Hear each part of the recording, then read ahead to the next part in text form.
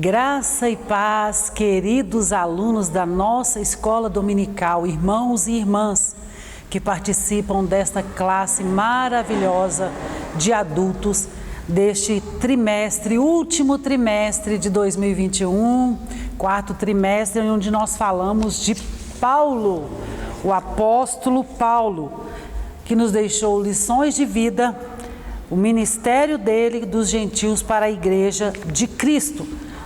Aprendemos muito com este apóstolo nesta quarto trimestre de 2021 e hoje, último domingo de 2021, última lição do nosso trimestre, onde nós vamos falar da gloriosa esperança do apóstolo.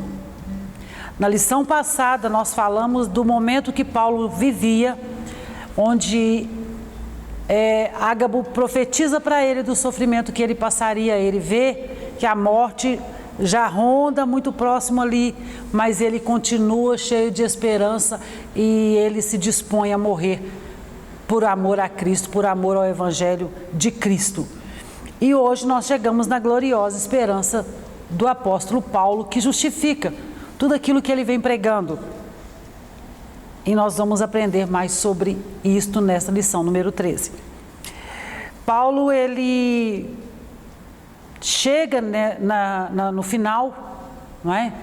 No momento em que ele já está em Roma e tudo está acontecendo para que ele seja morto. Paulo foi decapitado e ele escreve para a igreja de Tessalônica em um momento que a igreja também está passando por momentos muito difíceis.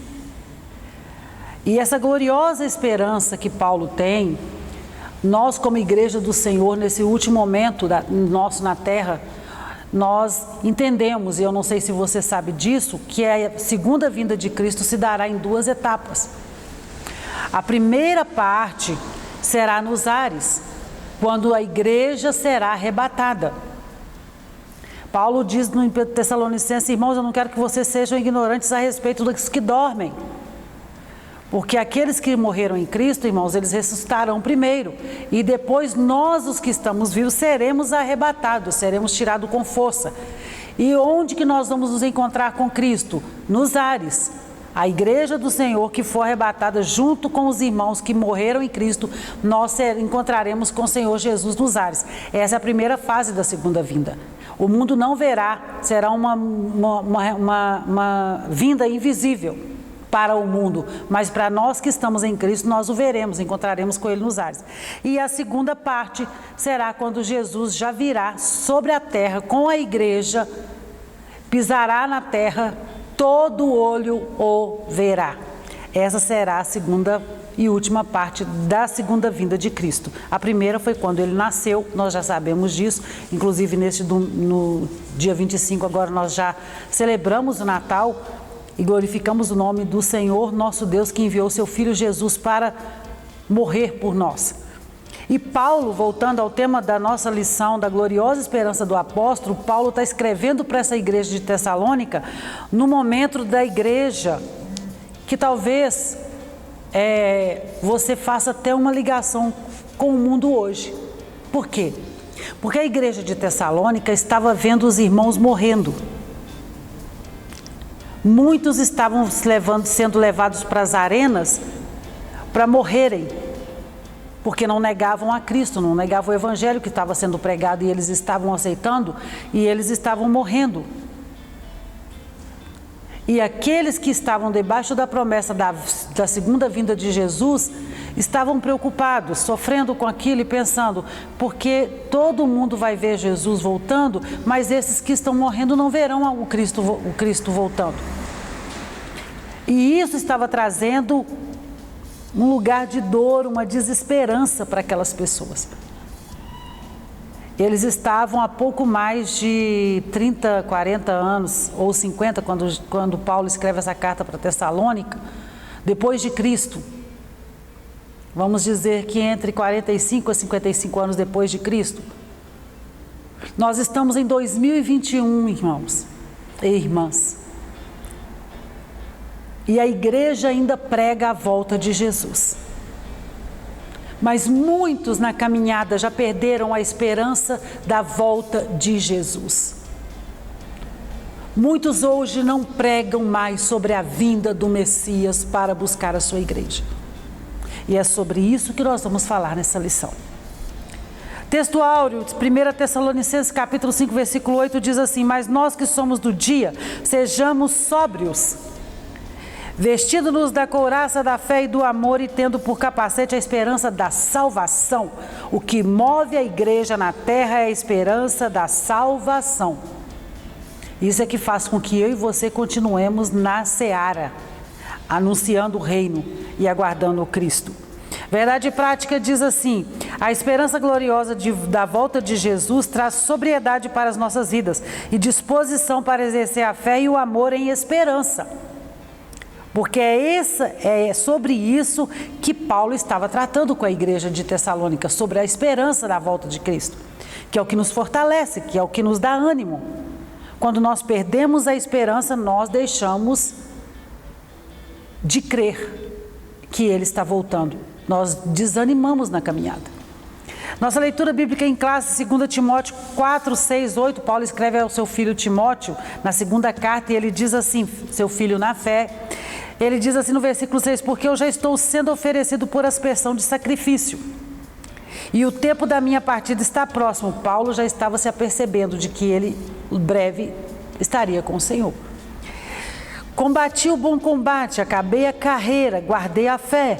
Desde agora a coroa da justiça me está guardada, a qual o Senhor, justo juiz, me dará naquele dia, e não somente a mim, mas também a todos os que amarem a sua vinda. A promessa não era apenas para Paulo e para os irmãos que estavam ali. A promessa é para mim e para você que ama a vinda do Senhor, que aguarda a vinda do Senhor. 1 Tessalonicenses capítulo 5, Paulo continua escrevendo assim: mas irmãos, acerca dos tempos e das estações não necessitais de que se vos escreva, porque vós mesmos sabeis muito bem que o dia do Senhor virá como ladrão da noite. Pois que, quando disserem a paz e segurança, então lhes sobrevirá repentina destruição, como as dores de parto àquela que está grávida, e de modo nenhum escaparão. Mas vós, irmãos, já não estáis em trevas, para que aquele dia vos surpreenda como ladrão. Porque todos vós sois filhos da luz e filhos do dia. Nós não somos da noite nem das trevas. Não durmamos, pois, como os demais, mas vigiemos e sejamos sóbrios. Quando nós estamos na plena noite, no sono, às vezes entra alguém no ambiente que nós estamos e nós não nos apercebemos, porque nós estamos em sono profundo. Paulo alerta, olha, não durma, esteja alerta, sejam sóbrios. O que é um sóbrio? É uma pessoa que está alerta, consciente, sabendo de tudo que está acontecendo. Paulo diz assim, olha, não vos embriagueis com o vinho em que há contenda, mas enchei-vos do Espírito. Por quê? Porque quando eu estou embriagado com alguma coisa, isso não quer dizer só a bebida, mas com o meu ego, com correr atrás do vento e colher tempestade, porque nós estamos correndo atrás do vento. Nós não estamos correndo atrás do que é eterno, do que nos dará a salvação. Nós estamos correndo atrás das coisas do mundo, e isso não nos leva ao Senhor. Nós estamos nos embriagando com coisas que não nos aproximam de Deus, mas na verdade vai nos distanciar dele. E eu vou ficar desapercebida daquilo, eu vou ficar margeando, eu vou ficar tropeçando, eu vou num caminho aqui, num caminho ali. Não é assim um bêbado? Ele vai num canto, o outro da rua, você fala assim, meu Deus do céu, vai cair. Aí ele continua andando, mas ele não tem domínio sobre as pernas dele. Ele não tem domínio sobre a vida dele. Nós temos que tomar cuidado. Paulo diz que nós, olha, não durma, estejam sóbrios, estejam firmes, ande no caminho firme. Porque os que dormem, dormem de noite, os que embebedam, embebedam-se de noite.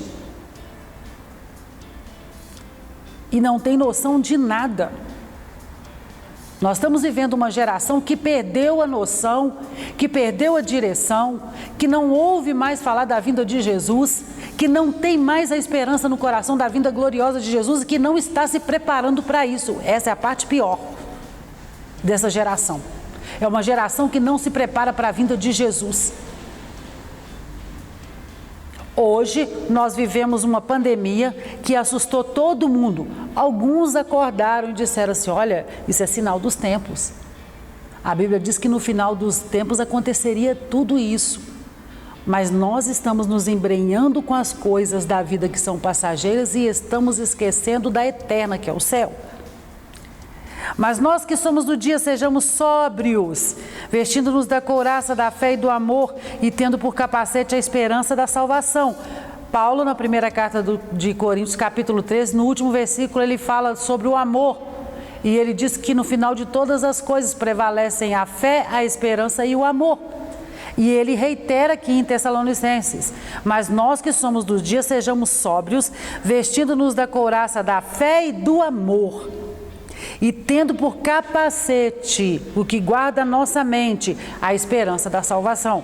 Porque Deus não nos destinou para a ira, mas para a aquisição da salvação por nosso Senhor Jesus Cristo, que morreu por nós para que, quer vigiemos, quer durmamos, vivamos juntamente com Ele.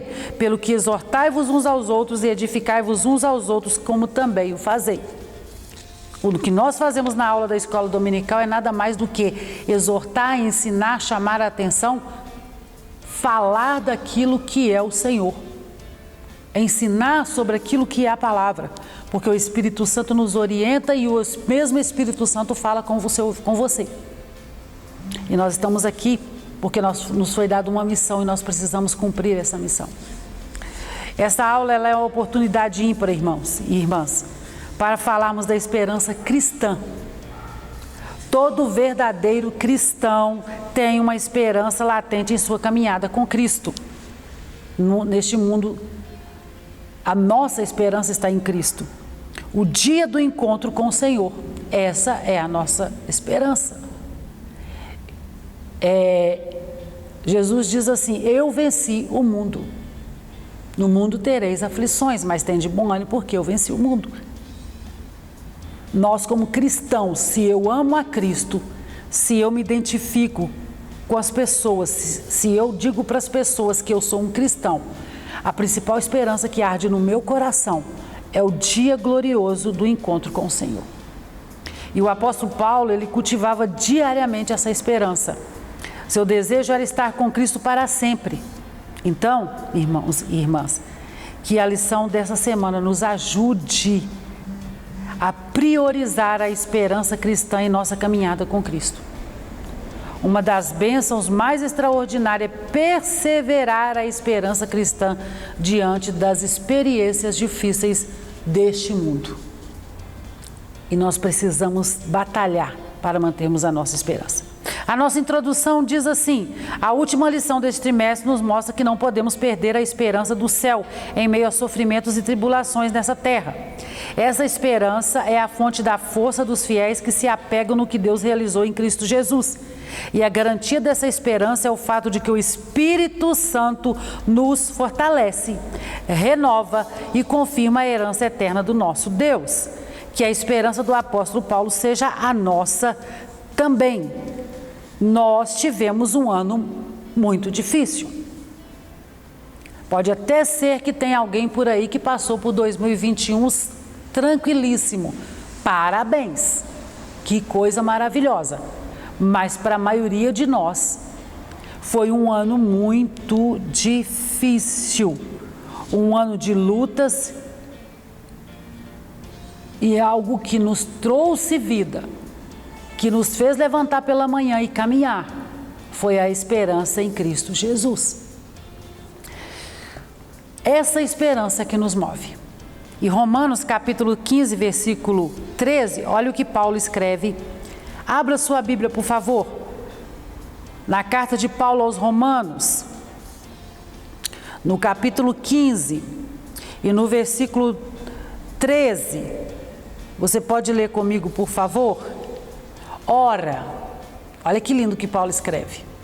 O Deus de esperança vos encha de todo gozo e paz em crença, para que abundeis em esperança pela virtude do Espírito Santo. É essa esperança que nos move, que nos traz paz, que nos enche de gozo mesmo em meio à tempestade. O ano não foi fácil.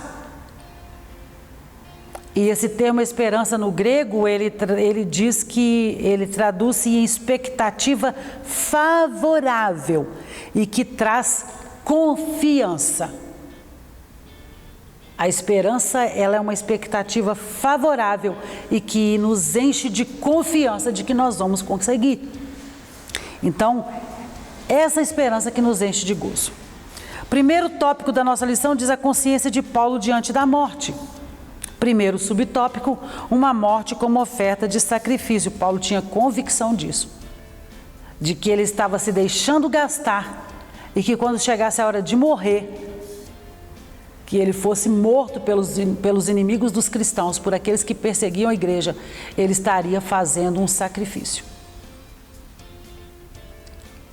em prol do reino. O primeiro mártir da igreja cristã, dessa igreja que surgiu em Atos 2, foi Estevão.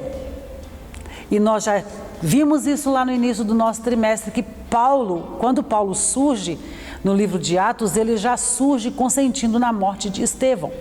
Ele era terrível, era zeloso, cumpridor de todas as leis da Torá, e ele consentia na morte de cristãos. Muitos morreram debaixo do mando de Saulo de Tarso.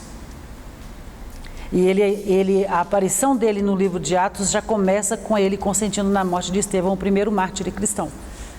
Jesus não foi um mártir, irmãos. Jesus foi o propiciatório. Jesus, ele foi o caminho. Jesus, ele é o caminho que nos leva ao céu. Ele foi o sacrifício que se entregou por nós na cruz do Calvário, derramou seu sangue inocente. Ele não é um mártir. O primeiro mártir foi Estevão. Paulo tinha convicção de que ele estava se entregando por amor a Cristo. O Espírito Santo que guiava o apóstolo Paulo em tudo fez sentir que o tempo da sua partida estava próximo. Neste sentido, o apóstolo viu seu martírio iminente como uma oferta apresentada sobre o altar do sacrifício. E essa consciência clara que haveria de padecer pelo nome de Jesus não permitia ter medo ou frustração diante da morte. Um soldado, quando vai para a guerra, ele sabe que ele pode voltar da guerra e ok, que maravilha, você conseguiu voltar. Ou ele pode não voltar. Quando Paulo entrou nessa frente, quando Paulo se converte a Cristo e ele entende o que é o Cristo, a mensagem da cruz, do Evangelho do Cristo ressurreto, ele sabia onde ele estava indo e qual seria o fim dele. E aqui ele já começa a sentir, em 2 Timóteo, quando ele escreve para Timóteo, ele já está sentindo que está perto. Essa consciência clara de que haveria de padecer pelo nome de Jesus não permitia ter medo ou frustração diante da morte. É preciso ter a consciência de que se não encontrarmos o Senhor por meio do arrebatamento da igreja, o encontraremos por meio da morte, por intermédio do Espírito Santo, nos prepararemos para esse tempo em esperança. Ser arrebatado é ser tirado com força. Nós aguardamos o dia glorioso do soar da trombeta em que nós, mortos, ressuscitarão e nós que estamos vivos seremos arrebatados, certo? Só que o arrebatamento ele ocorre individualmente também para mim e para você. Por quê? Quantos nós perdemos neste último ano de pandemia? Quantos que tinham uma saúde perfeita, que estavam conosco no dia a dia e hoje não estão mais? Jesus voltou para ele. Jesus voltou para ela. Mesmo que não foi pela pandemia, mas foi por um acidente de carro, foi por uma enfermidade. Chegou a hora e o Senhor recolheu. Ele recolheu a rosa para o jardim dele.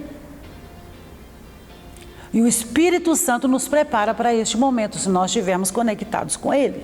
Tenha intimidade com o Senhor, fale com Ele, ande com Ele, porque quem nos prepara para o encontro é Ele. A noiva, ela se atavia no dia do encontro com o noivo. A noiva, ela se prepara, ela vai para o salão, ela arruma cabelo, ela faz maquiagem, ela prepara um vestido maravilhoso. Tem um mestre de cerimônia que prepara tudo para que o dia seja grandioso para aquela noiva que se encontrará com o noivo. A igreja do Senhor está sendo preparada pelo Espírito Santo. Esse Espírito Santo nos prepara. Osana, você não vai ser arrebatada. Não será arrebatada com os que estiverem vivos. Você estará com os irmãos que já dormiram no Senhor, no toque da trombeta. E aí o Senhor me prepara, o Espírito Santo fala comigo, me deixa toda preparada, porque naquele momento o Senhor vai me recolher. Mas eu preciso ter conectividade com Ele, eu preciso andar com Ele, eu preciso ser íntima dEle. Se você não anda com o Senhor, se você não é íntimo dEle, como que será o toque da trombeta para você? Nós precisamos pensar sobre isso, porque a nossa esperança não é a terra, irmãos. Queridos, entendam uma coisa, nós aqui estamos de passagem, aqui não é o nosso lar. Por isso que nós não nos sentimos confortáveis aqui. Se você está muito confortável achando que tudo que você vai receber de bom é aqui nessa terra, vamos estudar a palavra. Vamos conversar com o Espírito Santo. Porque aqui não é o nosso lugar é o céu. Paulo, no segundo subtópico, nós vamos falar sobre combater o bom combate. Agora o apóstolo faz uma análise da sua trajetória. Ele combateu o bom combate. Desde quando Paulo teve o encontro com Cristo, indo para Damasco até o momento próximo de sua morte, muitas experiências ocorreram em sua vida. Inclusive, ele ficou 3 anos no deserto antes de começar as viagens missionárias. É notória e total entrega do apóstolo, muitas perseguições, provações, injustiças, plantações e confirmações de igrejas. De fato, o apóstolo entregou a sua vida integralmente à causa do Evangelho. Ele combateu o bom combate. Que combate estamos combatendo? Paulo diz assim: eu combati o bom combate. Mas e nós? Qual é o combate que nós estamos nele? Vamos a Efésios 6:12. Abra sua Bíblia, por favor, irmãos e irmãs. Efésios capítulo 6, versículo 12. Olha o que Paulo vai dizendo para a igreja de Efésios. Capítulo 6 e versículo 12. Porque não temos que lutar contra a carne e sangue, mas sim contra os principados, contra as potestades, contra os príncipes das trevas destes séculos, contra as hostes espirituais da maldade nos lugares celestiais. Qual é o combate que nós estamos tendo? É o vizinho? É o irmão da igreja, que você está combatendo com o irmão da igreja? É com o seu colega de trabalho que você está combatendo? Paulo disse assim: eu combati o bom combate. Porque tem um mau combate. O mau combate é aquele que você faz a escolha de qual é a sua luta. Você entra na luta dos outros. Você atravessa a confusão que está acontecendo na casa do vizinho, se entra lá. Você compra uma briga com o irmão da igreja. Você dá mau testemunho para os seus colegas de trabalho. Você está escolhendo o seu combate. Paulo escolheu o combate do Evangelho, de anunciar a Cristo. E aí, em Efésios capítulo 6, ele nos dá o direcionamento, irmãos. Olha aqui, a nossa luta não é contra a carne e o sangue, nós anunciamos a Cristo. A nossa luta é contra as hostes infernais da maldade nos lugares celestiais. E aí, ele não ficou apenas dizendo qual que seria a luta. Qual que era a luta? Vocês vão lutar nisto. Não. Ele disse, mas eu tenho as armas também. Eu vou dizer para vocês quais são as armas que vocês vão usar. Vamos para 2 Coríntios. 2 Coríntios, capítulo 10 e versículo 4. Paulo também te fala qual que é a arma que você vai usar. Abra lá 2 Coríntios, capítulo 10, versículo 4. Abra sua Bíblia aí. Paulo escreveu 13 cartas maravilhosas. Leia. Versículo 4, olha o que Paulo diz aqui.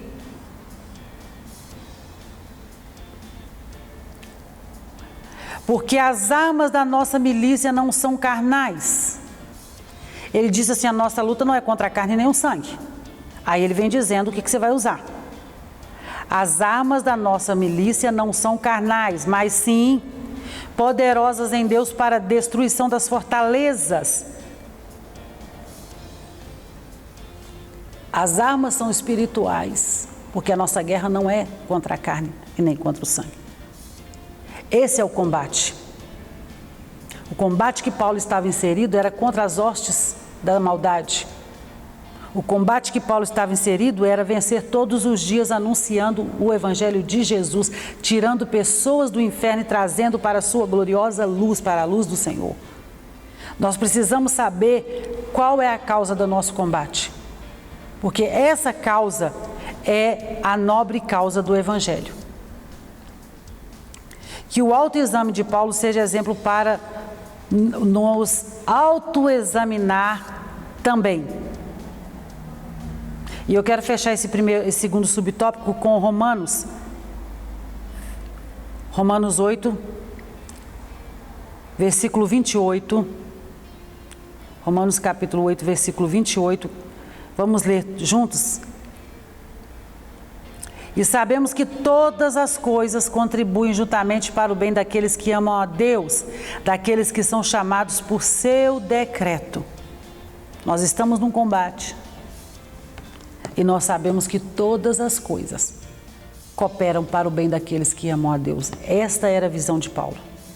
Ele diz: eu combati o bom combate, acabei a carreira e guardei a fé. Terceiro subtópico, gratidão e esperança. Além de combater o bom combate, o apóstolo acabou a carreira e guardou a fé. Mais importante do que começar é a forma como terminaremos a carreira. Levemos isso em consideração. Como que você começou? Cheio do Espírito? Falando em língua estranha? Profetizando? E como que você está hoje? Qual que é a parte do caminho que você está? O apóstolo tinha consciência da carreira que percorreu e a fé que guardou. Durante os anos do ministério, sua fé permaneceu pujante e robusta, o que lhe permitiu olhar para a sua circunstância com atitude serena. E nós precisamos ser gratos ao Senhor. Quando eu digo para você, como que está o seu caminho hoje? Lá, quando você começou, você estava dizendo: Maranata, hora vem, Senhor Jesus. A sua esperança estava aflorada.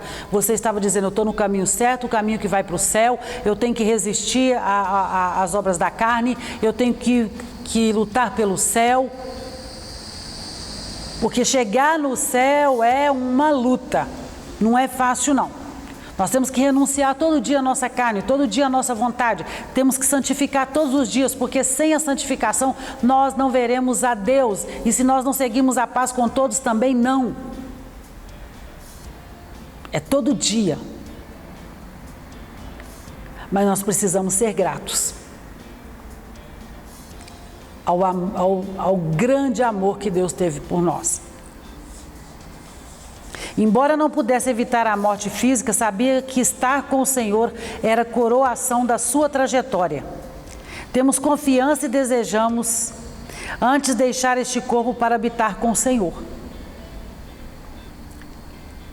E partir e estar com Cristo, o que é incomparavelmente melhor. O apóstolo nos ensina que é preciso olhar para o futuro com a certeza do nosso galardão e enxergar pela fé que o nosso trabalho não é vão no Senhor, pois há uma coroa de justiça guardada para cada crente em Jesus.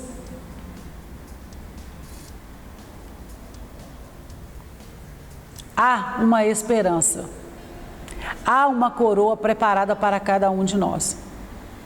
Nós vamos falar sobre isso daqui a pouquinho, sobre a volta do Senhor Jesus. Mas quando a igreja encontrar com o Senhor nos ares, a igreja irá para o grande tribunal de Cristo. Nós vamos falar sobre isso daqui a pouquinho. E no grande tribunal de Cristo nós seremos galardoados. Nossas obras passarão diante do Senhor e serão queimadas. Aquilo que nós já recebemos aqui de aplauso, de merecimento, de honra por algo que nós fizemos, ok, será queimado. Parabéns, você já foi recompensado aqui na terra. Aquilo que nós fizemos, que ninguém viu, que ninguém soube, mas nós fizemos com o coração no Senhor, movido pelo amor de Cristo em nosso coração. Que o Senhor viu a nossa intenção do nosso coração, será galardoado, nós receberemos ouro, prata. Por quê? Porque nossa esperança está no céu, O que nós fazemos aqui, o galardão que nós vamos receber é no céu. A igreja passará pelo grande tribunal de Cristo, tudo será visto, tudo será pesado, será galardoado e depois nós vamos para as bodas do Cordeiro, onde nós nos sentaremos com o Senhor para participar das bodas. Então, o nosso futuro é o céu. O que nós aguardamos é o céu. Paulo sabia que morrer para ele era lucro. Viver aqui na terra, por mais que você viva muito bem, regaladamente, tranquilo, aqui não é para nós. O cristão, o nosso futuro glorioso está no céu. Jesus diz assim, olha, não ajunteis tesouro na terra, onde a traça, a ferrugem consome, mas ajunteis tesouro no céu, porque lá está o vosso galardão. Então, a síntese do nosso tópico 1 é o apóstolo Paulo pensava na sua morte como uma oferta de sacrifício. Vamos ao nosso segundo tópico, a doutrina bíblica de Paulo sobre a volta do Senhor. E o primeiro subtópico fala a volta do Senhor em 1 Tessalonicenses. O capítulo 5 de 1 Tessalonicenses inicia com conjunção mas, para retomar a igreja, a ideia lógica do capítulo 4, em que Paulo fala sobre a ressurreição dos mortos em Cristo, na mesma ocasião em que ocorrerá o arrebatamento dos vivos em Cristo. Assim, o capítulo 5 é a continuidade acerca do assunto da parousia, ou seja, a volta do nosso Senhor, iniciada no capítulo 4. A ressurreição. Leia, por favor, se você puder, todo o capítulo 15 de 1 Coríntios, porque Paulo fala a respeito da ressurreição neste capítulo 15 de 1 Coríntios. Leia, por favor, será enriquecedor para você. E antes de nós passarmos para o segundo subtópico, eu quero ler com você 1 Tessalonicenses 4,16. Vamos ler, por favor, irmãos. Essa lição nós precisamos ter esse cuidado de lermos algumas referências e eu quero ler com vocês. Paulo está falando sobre a volta do Senhor e olha o que ele diz no versículo 16: porque o mesmo Senhor descerá do céu com alarido e com voz de arcanjo e com a trombeta de Deus, e os que morreram em Cristo ressuscitarão primeiro. Depois nós, os que ficarmos vivos, seremos arrebatados juntamente com Ele nas nuvens, a encontrar o Senhor nos ares, e assim estaremos sempre com o Senhor. Portanto, consolai-vos uns aos outros com estas palavras. Paulo estava dizendo para a igreja de Tessalônica: vocês estão um pouco assustados, porque tem muita gente indo embora que ainda não viu o Senhor. Mas fiquem tranquilos, consolai-vos, porque o mesmo Senhor descerá do céu. E aí ele vem trazendo toda essa trajetória, toda essa explicação. Leia também o primeiro capítulo, o capítulo 15 de 1 Coríntios, que fala sobre a ressurreição dos mortos. Segundo subtópico, as duas fases dessa vinda, que nós já vimos aqui. Começamos o capítulo 4 falando sobre isso. E o 5, ele não interrompe o 4 e começa outro assunto no 5, não. No 5 ele já começa com mas, para você entender que continua. As duas fases dessa vinda, segundo o subtópico. A volta de Cristo se dará em duas fases. A primeira apenas para os salvos, em que o nosso Senhor virá nas nuvens para se encontrar com a sua noiva. A igreja é a noiva. E é essa igreja que subirá para encontrar com o Senhor nos ares. Um povo lavado, remido, escolhido de boas obras. Não tem placa, tá, irmãos e irmãs? Não tem placa. O apóstolo nos mostra que nessa ocasião os mortos em Cristo ressuscitarão primeiro e os vivos serão arrebatados para estarem com o Senhor nos ares. Essa fase é invisível para o mundo. Nenhum olho verá, somente os dos salvos. A respeito da segunda vida de Jesus, nessas duas fases, eu preciso falar com vocês a respeito de uma coisa. Nós falamos sobre a escatologia dentro da nossa visão pentecostal e alinhado com a declaração de fé das Assembleias de Deus. Tem aqueles que creem que a igreja não passará pela grande tribulação, nós. Tem aqueles que acreditam que a igreja ficará metade dos 7 dias, que é a última semana de Daniel, das 70 semanas de Daniel, essa última semana, que são 7 anos, né? Contado assim, 7 anos, que a igreja vai até metade desses 7 anos e depois será levada com Cristo. Tem gente que acredita assim.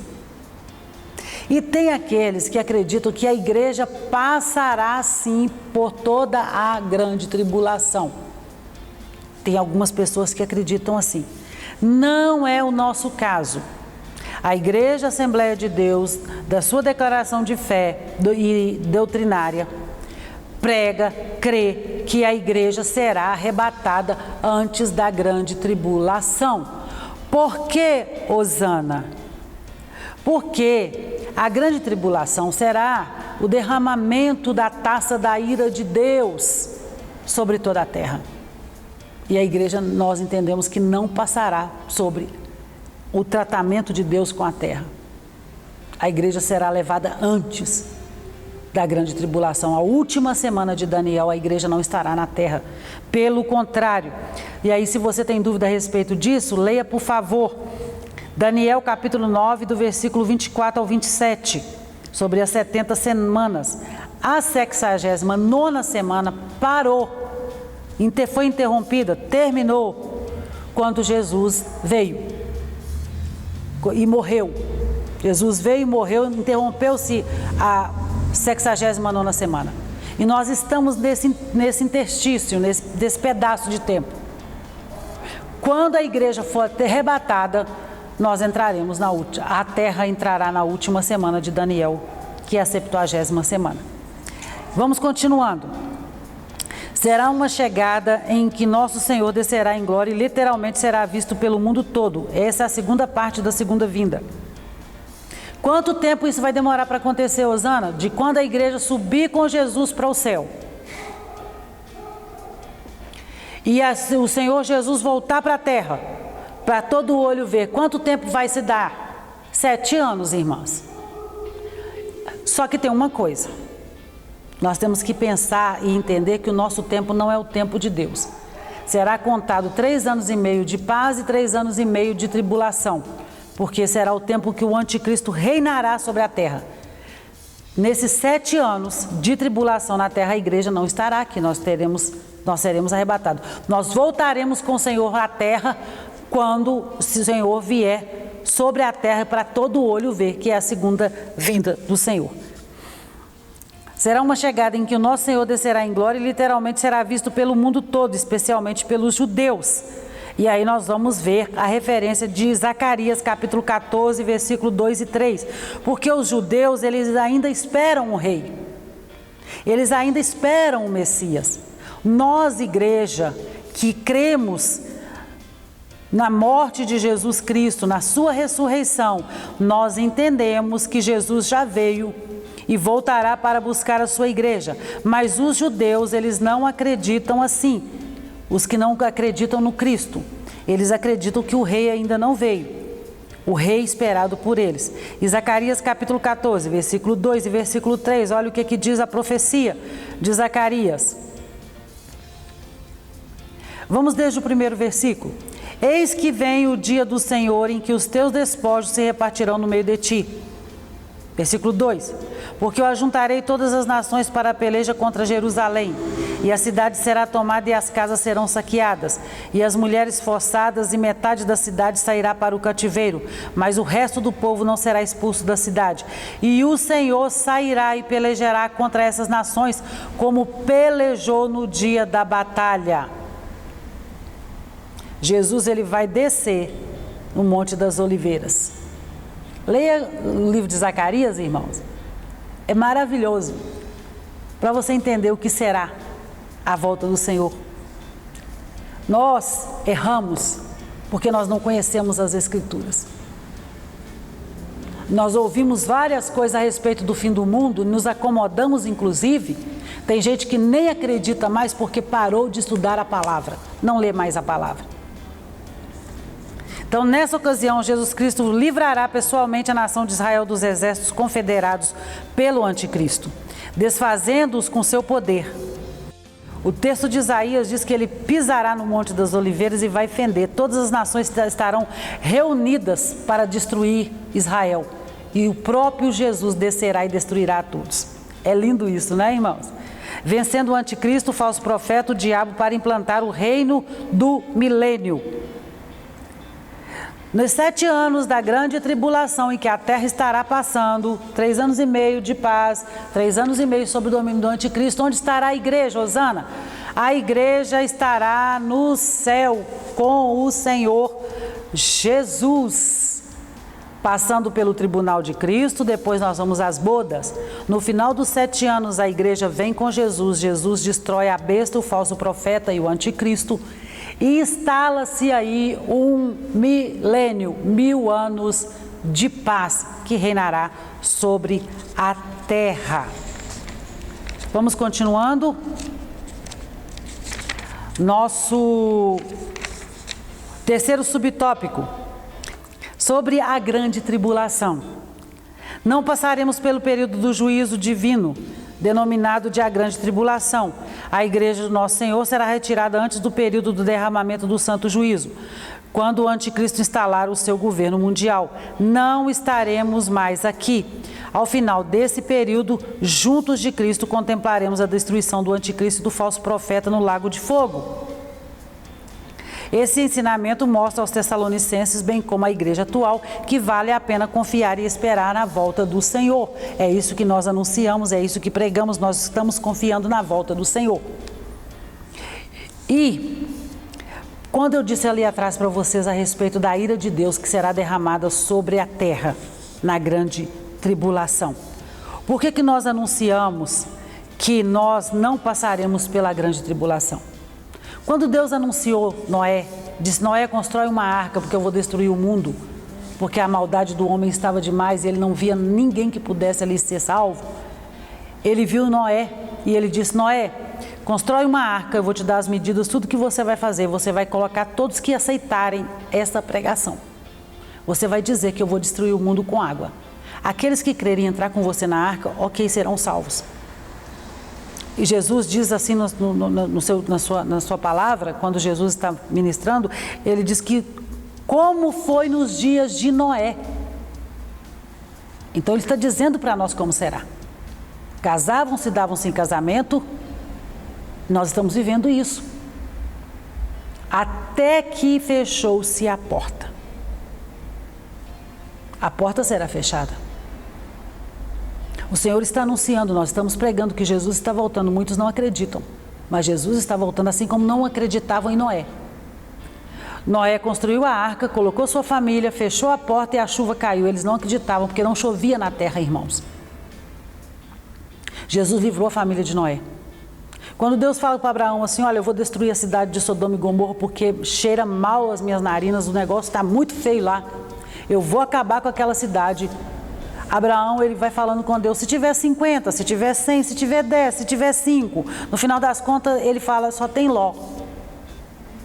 Deus envia os anjos para a cidade, tira a família de Ló, salva Ló e derrama a taça da sua ira sobre Sodoma e Gomorra.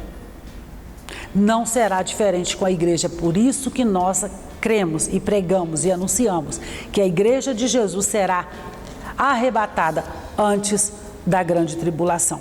Por isso que nós cremos assim e assim nós pregamos. E eu quero fechar com vocês esse subtópico lendo Romanos capítulo 5, versículo 9. Abre rapidinho, capítulo 5, versículo 9 de Romanos. Diz assim: logo, muito mais agora, sendo justificado pelo seu sangue, seremos por ele salvos da ira. Justificados pelo sangue de Cristo, nós seremos salvos da ira de Deus. E 1 Tessalonicenses, capítulo 5, versículo 9. É até uma referência muito parecida uma com a outra, não é? Mas uma é Romanos e a outra é Tessalonicenses. 1 Tessalonicenses, capítulo 5, versículo 9, era o que Paulo escreve. Porque Deus não nos destinou para a ira, mas para a aquisição da salvação por nosso Senhor Jesus Cristo, que morreu por nós, para que, quer vigiemos, quer durmamos, vivamos juntamente com Ele. O Senhor não nos destinou para a ira. Esse é o motivo porque nós anunciamos que a volta de Cristo se dará em duas fases. Primeiro, somente para os santos, segundo, para todos os homens, mas nós anunciamos que a igreja não participará da grande tribulação, porque o Senhor não nos destinou para a ira. Assim como Ele deu escape para Noé, assim como Ele deu escape para Ló, Ele também nos dará escape. Terceiro e último tópico, dos tempos e das estações até a volta do Senhor. Primeiro subtópico, uma atenção à expressão dos tempos e das estações. Os termos tempos e estações também foram usados pelo Senhor Jesus em seu último discurso aos seus discípulos, logo depois da sua ressurreição. Não vos pertence saber os tempos e as estações que o Pai estabeleceu pelo seu próprio poder. Atos capítulo 1, versículo 7. Tanto os termos em 1 Tessalonicenses quanto em Atos dos Apóstolos trazem a noção da iminência da volta do Senhor. O que é iminência, Osana? É fato, vai acontecer, está perto de acontecer. Por isso devemos viver em vigilância em todo o tempo, não procurando adivinhar datas ou períodos, pois não sabemos o dia nem a hora que o nosso Senhor Jesus há de voltar. Tem gente enriquecendo por aí, pregando que Jesus volta dia 31 de dezembro. Eu já vi isso acontecer na minha cidade, lá em Minas, em Belo Horizonte. Um senhor que se dizia ministro do Evangelho anunciou para o povo que a data que Jesus ia voltar. Mas que ele estava disposto a ficar com os bens de todos. Porque Jesus ia voltar, ninguém ia precisar dos bens. E muita gente passou a escritura de imóveis, de carro, de tudo que tinha para esse cavalheiro. Agora, olha a que ponto vai a falta de conhecimento da palavra. Porque Jesus diz que ninguém sabe o dia, a hora, senão o Pai. Só Ele que sabe o dia que vai mandar o anjo chegar lá e falar, toca a trombeta aqui, está descendo. Só Ele. Não tem homem na terra que possa estipular o dia e a hora que Jesus está voltando. Nem quando você está num leito de enfermidade. Por pior que a pessoa esteja no UTI, tem gente que vive em coma há anos e não morre. Por quê? Porque não chegou a hora e só o Senhor é que sabe a hora que vai levar você. E tem gente que está vivinho, bonitinho, bonzinho. Deita e não levanta. Por quê? Porque só o Senhor é que sabe o dia e a hora. Por favor, irmãos e irmãs, tenham cuidado, meditem na palavra, estude a palavra, não seja presa fácil de doutrinadores falsos, de falsos profetas, porque a palavra diz que eles virão e, se possível, enganarão até os escolhidos. Não vamos dormir, é o que Paulo fala aqui no texto de Tessalonicenses, não durmam, estejam sóbrios, vigilantes. Segundo subtópico, uma dimensão do Espírito, uma dimensão do porvir. Entretanto, as Escrituras Sagradas mostram que o derramamento do Espírito Santo em Pentecostes anuncia os últimos dias. Joel diz, eis que nos últimos dias profetizarão, falarão novas línguas. Os jovens terão visões, os velhos sonharão. Nos últimos dias, e desde que o Espírito Santo desceu, Jesus diz, eu vou para o Pai, mas vos envio o Consolador veio. Em Atos capítulo 2, e esses são os últimos dias. Ora, o Espírito na vida da igreja é um anúncio de que brevemente o Senhor Jesus voltará. E não por acaso, em Atos 1:11, há esta gloriosa promessa.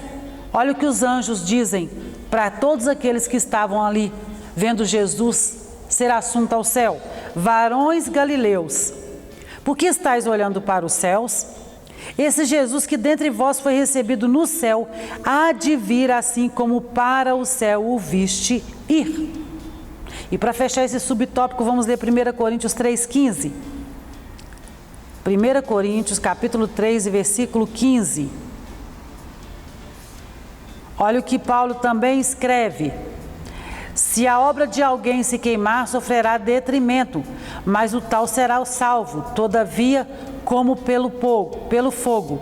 Não sabeis vós que sois o templo de Deus e que o Espírito de Deus habita em vós? Se alguém destruir o templo de Deus, Deus o destruirá, porque o templo de Deus que sois vós é santo. Então o Espírito Santo, ele habita em mim e em você. Nós somos o templo do Espírito Santo. E ele comunica conosco.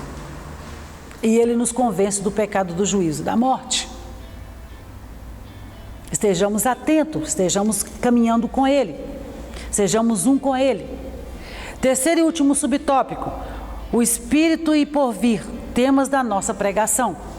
Como pentecostais clássicos, a promessa do batismo no Espírito Santo como evidência de falar em línguas, e é o que nós cremos, a promessa do batismo com o Espírito Santo com evidência de falar em línguas deve estar em nossos lábios. Preguemos sobre isso, estimulemos a igreja a buscar essa promessa. Todavia, a promessa da bendita esperança deve estar em nossa proclamação. Não deixemos de dizer: Jesus em breve voltará. A igreja de Cristo nasceu no fogo e debaixo da promessa da sua volta. A mensagem pentecostal traz consigo o poder do Espírito e a esperança no porvir. O que nós pregamos é que Jesus salva, batiza e leva para o céu. Salva, batiza com o Espírito Santo e nos leva para o céu. Essa é a mensagem que pregamos. Eu ouço muito um pastor dizer que cada geração canta aquilo que se prega. Eu sou de uma geração que pregava a volta de Jesus todos os cultos.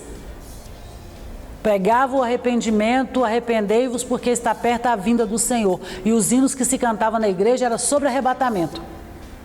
Hoje nós vivemos uma geração que só prega que você é o cara, que você é o bonzão, que você só tem que levar vantagem, que você tem que ter carro, que você tem que ter mansão, que para você ser filho do rei, você tem que ser príncipe. E aí só se canta o quê? Que você não pode, que quem te feriu vai pagar por isso. Que você tem direito a receber todas as benesses do céu e ai, ai, ai, quem não te der. Esse é o louvor que se ouve. Você não ouve uma adoração a Cristo, em muitos lugares você não ouve um louvor de adoração a Cristo, você ouve um louvor de adoração ao homem. Nós temos que pregar a volta de Jesus, o batismo com o Espírito Santo, a esperança da igreja que é o porvir. Essa é a mensagem da igreja nesses últimos dias. Jesus está voltando. Pregue, Jesus está voltando. Anuncie, anseie pela volta de Jesus. Vamos à nossa conclusão. A bendita esperança de Paulo deve ser a nossa. E ao longo do ministério do apóstolo, somos estimulados a viver no Espírito e ao mesmo tempo em vigilância, preparando-nos para o encontro com o nosso Senhor. Que vivamos no Espírito, aguardando a bendita esperança. O Senhor Jesus pode voltar a qualquer momento para arrebatar a sua noiva. Andemos, pois, no Espírito. Que assim seja a nossa mensagem. A cada minuto, irmãos, que passa, mais próximo está a vinda do Senhor Jesus. Não deixe de falar que Jesus está voltando. Seja cheio do Espírito Santo, para assim como Paulo, você ter conhecimento de quando está chegando a sua hora. A hora de deixar essa terra que não tem nada para nos oferecer e estarmos com Cristo na glória celestial. Amém? Vamos orar? Senhor, nós te louvamos por tudo que o Senhor tem nos concedido, por esse trimestre maravilhoso que encerramos hoje. E que a boa mão do Senhor nos conduza em vitória neste novo ano que começaremos, ó Pai, para a honra e a glória do Teu nome. Amém.